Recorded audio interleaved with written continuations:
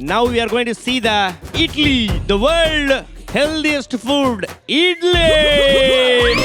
Without idli, there is no chutney. Without chutney, there is no. இவ்வளோ பெருசா எந்த கடையில போட்டிருக்காங்க?